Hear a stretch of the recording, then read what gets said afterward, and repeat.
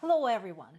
The question of North Korea keeps coming up, and the topic keeps getting bigger. Not surprisingly, Russian government had denied any Korean involvement, any North Korean involvement, but we already know that they tend to deny a lot of things. It took them 6 to 8 months to admit that they have annexed Crimea, that it was actually them. So, just give it a few minutes. The problem is not just that they will get involved. The problem is the implications. Again, we talked about this, about the dangers of the military agreement between North Korea and Russia. And what exchanges might take place between the two of them, since they're such close friends. I don't see how anybody is comfortable with that. We already have plenty of trouble where we have it in Ukraine. We already have plenty of trouble in the Middle East. Do we seriously need a newly empowered Russian ally in Asia? They may not be big. North Korea may not be a very big country, but we know that in some cases, size is not what matters. So in this particular case, I agree with Ukraine's foreign minister, Andrei Sybiha, when he says this is another major escalation. And the problem is that any country that says, well, we're just going to add more sanctions is not really adding anything new or productive. We already know that North Korea is under sanctions, as is Russia, as is Russia's other ally, Iran. What has that done? Has it stopped them forming an alliance? No. And between the three of them, they might just have enough pieces to sustain each other's economy, particularly each other's military-industrial complex, to drag this out for a long time.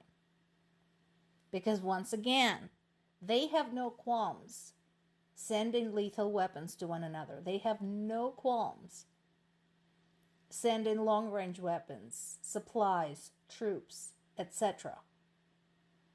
Sanctions don't work. Not in the way one might wish. Yes, there are long-term impact to their economy.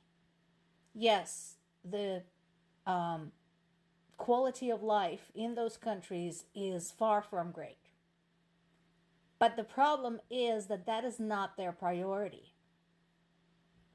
And if you're going to sanction a country, you have to address areas that will actually send a message to that country's governments, people who are calling the shots. Because hell knows it's not the ordinary folks on the ground. Some months ago, I mentioned a popular trend among Russian content creators, just Russian people on social media.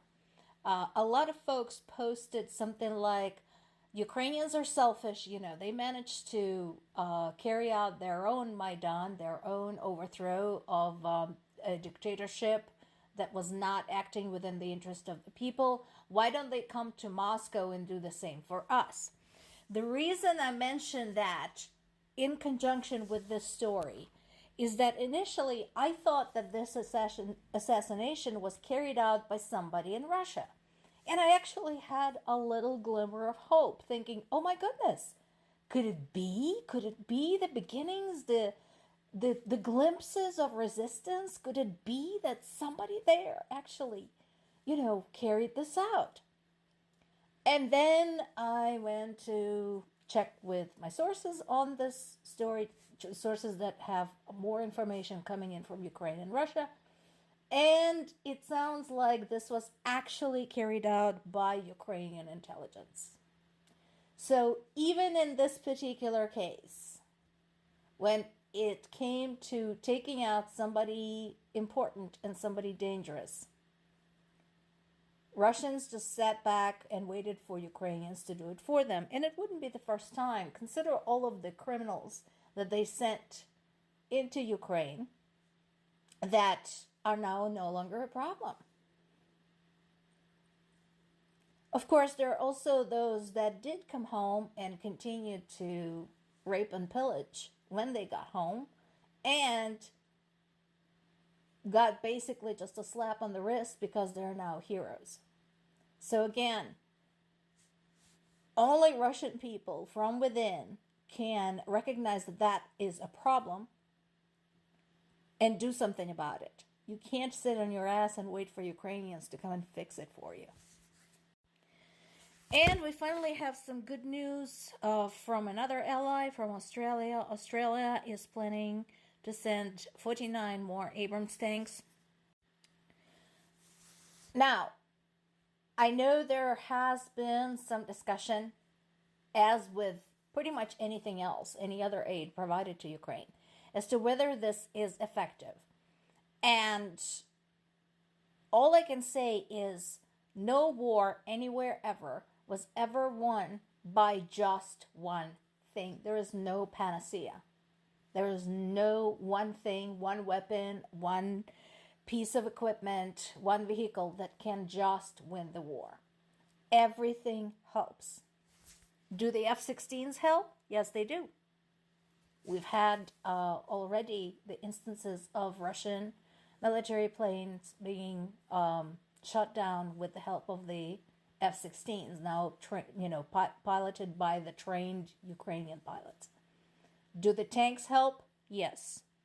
Do the anti-drone and missile setups, the Patriots, help? Absolutely. But, to those who were mocking Ukraine, saying, well, we gave you Abrams, and what did you do with them?